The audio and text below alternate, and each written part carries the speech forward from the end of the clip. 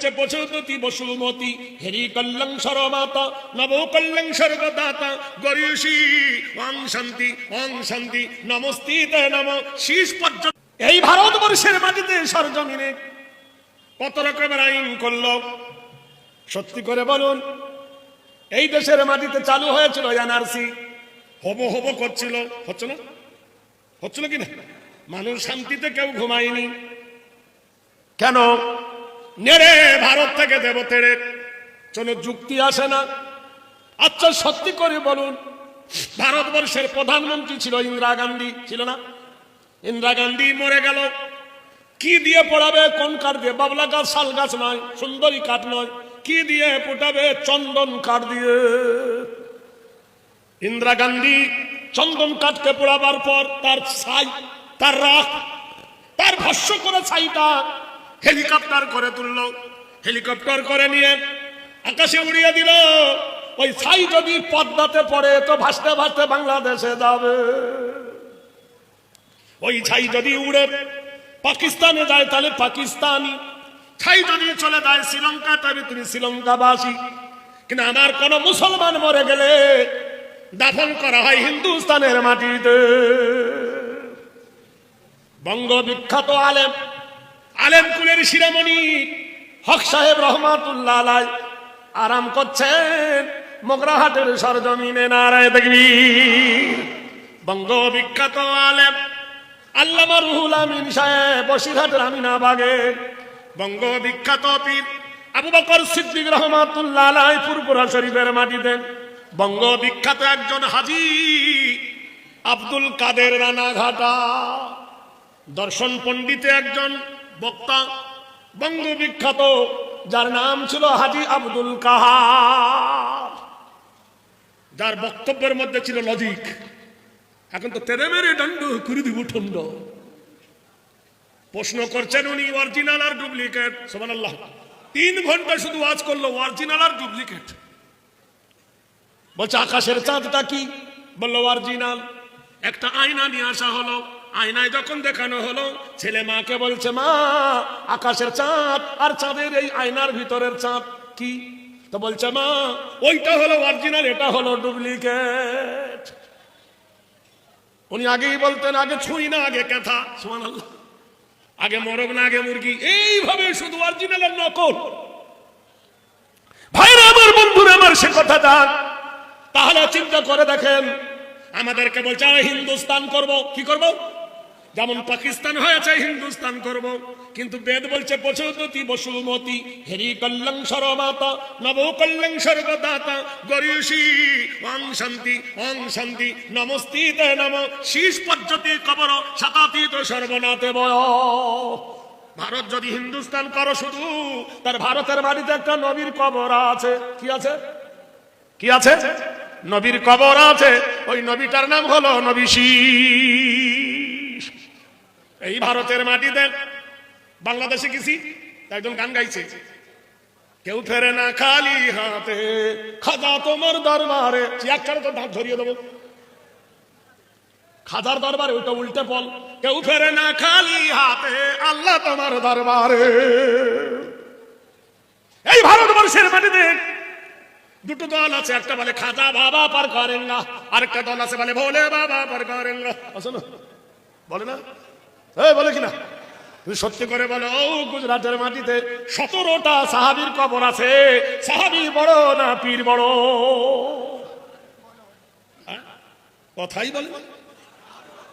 সারা পৃথিবীর পীরের ইমান যদি এক পাল্লায় রাখো, নবীর সাহাবীর ইমান যদি এক পাল্লায় রাখো, সাহাবীর ইমান ভারী হবে। আল্লাহর নবী জায়েদকে কোলে নিলেন, সুবহানাল্লাহ বলুন।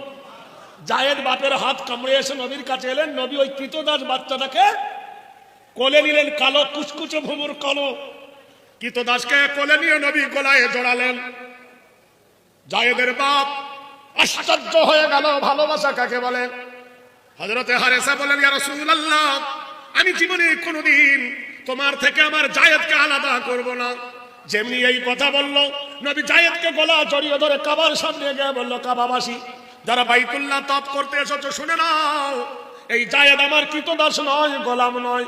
আজ হতে কৃতদাস বলবে না, জায়েদ হলো আমার পুত্র, আমি হলাম জায়েদের আব্বা। কি আদর্শ দেখে নাও, এমন মহান চরিত্র বিশ্ব নবী তাজদারে মদিনা দেখালেন আল্লাহ পাক রব্বুল আলামিন। আর নবীর চরিত্র কেমন দিয়েছিলেন চিন্তা করেন। হযরতে রাসূল খোদা সাল্লাল্লাহু আলাইহি সাল্লাম তাজদারে মদিনা ওই জায়েদের বাবাকে হারেসকে বলল, হারেস রে তুমি আমার পিয়ন হয়ে যাও, রানার হয়ে যাও, যাকে কাসেদ বলা হয়। তুমি আমার চিঠি নিয়ে চলে যাবে, আমি ইসলামের জন্য দাওয়াত দিয়ে পাঠাবো। হযরত রাসূলের সাহাবী হারেসা নবীর চিঠি নিয়ে চলেছেন, বারবার নবীর মুখের দিকে তাকাচ্ছেন। আল্লাহর নবী বলছে, কি দেখছো বন্ধু? বলি, ইয়া রাসূলুল্লাহ, জীবনের মতো দেখে নিচ্ছি, আর বোধহয় দেখা হবে না। যখন ইয়ামানের সরজমিনে গেল, বাদশা গরগিলিয়াস নবীর চামড়ার লেখা চিঠিটাকে ছিঁড়ে ফেললো, টুকরা টুকরা করলো। সংবিধানে পিয়নকে জবাই করা নিষেধ, কাসেদকে জবাই করা হারাম। বাদশা করলো কি, হারেসাকে জবাই করলো। যেমন মিসলু ফিল ওয়াসতুরুন, মাছ যেমন কাটা হয়, যেমন বটিতে মাছ পিস পিস করে, ওই রকম করে তাকে টুকরা টুকরা করে কেটে চামড়ার ব্যাগে ভরে নবীর কাছে উপহার দিল। না, উটের পিঠে তুলে দেওয়া হলো। হাদিসে এসেছে সব জিনিস রাস্তা ভুলতে পারে, কিন্তু জীবনে উট কোনোদিন রাস্তা ভোলে না। উট যখন মদিনায় এলো, বস্তা দেখে নবীর মালুম হয়ে গেল, কিচ্ছু বললেন না নবী।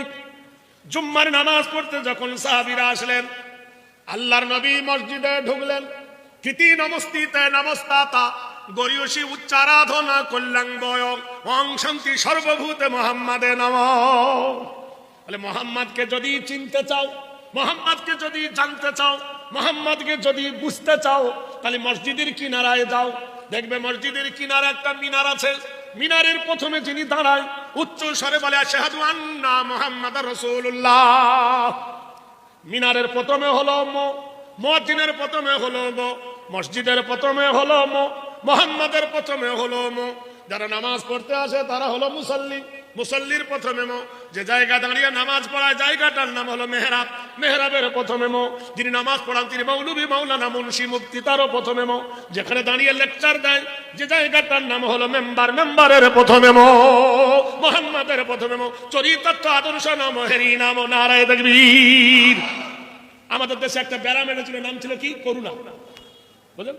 কলেজ ছুটি, স্কুল ছুটি, প্রাইমারি ছুটি, অফিস ছুটি, কোর্ট ছুটি, আদালত ছুটি, দোকান বন্ধ, বাজার বন্ধ, সব বন্ধ, কিন্তু মাদ্রাসা খোলা। সুবহানাল্লাহ বলুন। বিজ্ঞানীরা বলছে, ডাক্তার সবই বন্ধ, মাদ্রাসা খোলা কেন? ডাক্তার হেলিকেল বললেন যে পৃথিবীর মাটিতে এই ব্যারামটা এসেছে নোংরা থেকে। কি থেকে? নোংরা থেকে। এই জন্য বলেছি মুগ্ধ হত্থ মধু। আর এই নোংরা পরিষ্কার করে মাদ্রাসার ছেলেরা। জোরে বলুন।